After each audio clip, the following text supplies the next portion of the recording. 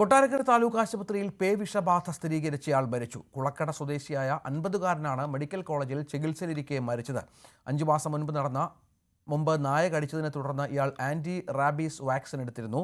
എന്നാൽ പിന്നീടുള്ള വാക്സിൻ ഡോസുകൾ ഇയാൾ എടുത്തിരുന്നില്ല. വിനീഷ് ശരിയാണ്. വിനീഷ്, എന്താണ് സംഭവിച്ചത്? ഇയാളെ ഇപ്പോൾ കൂടുതൽ ചികിത്സയ്ക്കായി മാറ്റിയിരിക്കുകയാണോ? രഞ്ജിത്ത്, വളരെ ദുഃഖകരമായ ഒരു വാർത്തയാണ്. ഇന്ന് ഒരു 3 മണിയോട് കൂടിയാണ് കൊട്ടാരക്കര താലൂക്ക് ആശുപത്രിയിൽ ശാരീരികമായിട്ട് അസ്വസ്ഥതകളെ തുടർന്ന് ഇയാൾ ചികിത്സ തേടി എത്തുന്നത്. തുടർന്ന് ഇയാൾക്ക് രോഗം മൂർച്ഛിച്ച ഒരു സാഹചര്യത്തിലേക്ക് എത്തി.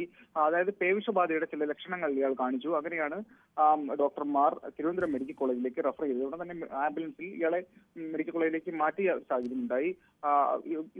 പുറത്തു വരുന്ന വാർത്ത ഇയാളുടെ ജീവൻ രക്ഷിക്കാനായില്ല എന്നുള്ളത് ദുഃഖകരമായ ഒരു വാർത്തയാണ്. പെരുങ്കുളം സ്വദേശി, കൊട്ടാരക്കര പെരുങ്കുളം സ്വദേശിയായ 52 വയസ്സുള്ള ബിജുകുമാറാണ് മരിച്ചത്. ബന്ധുക്കളിൽ നിന്നും അറിയാൻ കഴിഞ്ഞത് ഏകദേശം 5 മാസം മുൻപ് ഇയാളെ തെരുവുനായ ആക്രമിച്ചിരുന്നു. തുടർന്ന് കൊട്ടാരക്കര താലൂക്ക് ആശുപത്രിയിൽ ചികിത്സ തേടുകയും 1 ഡോസ് വാക്സിൻ എടുക്കുകയും ചെയ്തിരുന്നു. തുടർന്ന് ഇയാൾ വാക്സിനുകളൊന്നും എടുത്തില്ല.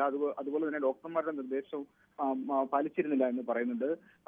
അതാണ് ഈ ഒരു മരണത്തിലേക്ക് നയിച്ചത് എന്ന് ചില സൂചനകളാണ് ഇപ്പോൾ ലഭ്യമാകുന്നത്. എന്തായാലും വലിയ ദുഃഖകരമായ വാർത്തയാണ്. മൃതശരീരം തിരുവനന്തപുരം മെഡിക്കൽ കോളേജിലാണ് ഇപ്പോൾ ഉള്ളത്. ബന്ധുമിത്രാദികളെല്ലാം തന്നെ അവിടെയാണ് ഉള്ളത്. ഇതിന്റെ ഒരു ഔദ്യോഗികമായ ഒരു സ്ഥിരീകരണം കൂടി വരാനുണ്ട്. രഞ്ജിത്ത്, പേവിഷബാധ സ്ഥിരീകരിച്ച ആൾ മരിച്ചു എന്നുള്ളതാണ് ഏറ്റവും ദുഃഖകരമായ വാർത്ത.